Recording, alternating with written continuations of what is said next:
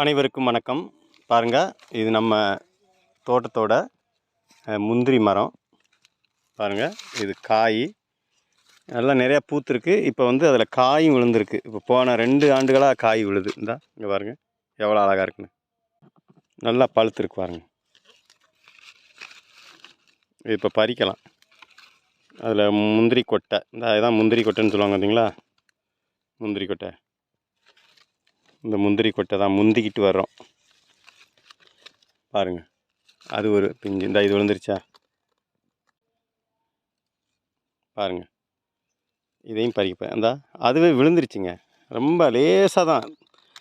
அதாவது காக்க உட்கார பனம்பழம் விழுந்த கதை தான். லேசாக தொட்டவுடனே அது எப்போ விழணும்னு இருந்துச்சு, விழுந்துருச்சு.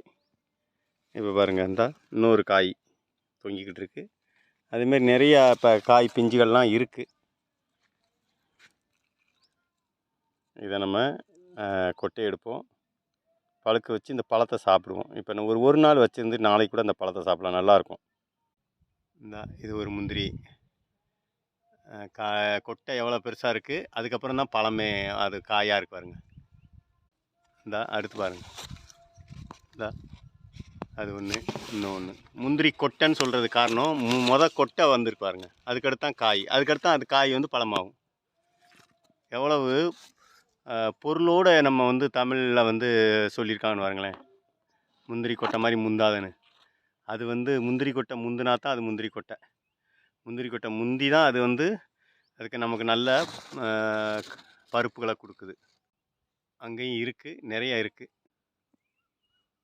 ஒரு 7 to 10 காய்க்கு மேலே, பழத்துக்கு மேலே இருக்கும்னு நினைக்கிறேன். இந்த வட்டம் கொட்டைகள் பறித்து முந்திரி கொட்டை நம்ம வந்து சாப்பிடலாம்னு நினைக்கிறேன். பார்ப்போம்.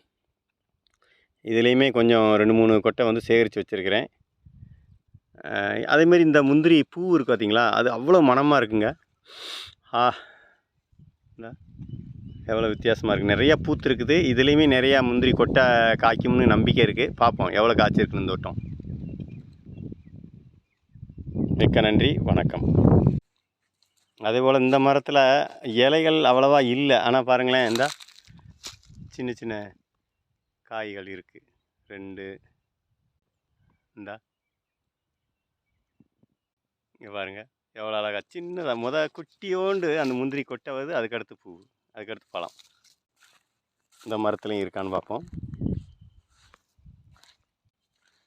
இந்த இடத்துல பூ மட்டும்தான் தெரியுது, காய் கண்ணுக்கு தெரியல. பார்ப்போம், அடுத்த வாரம் இருக்கும்.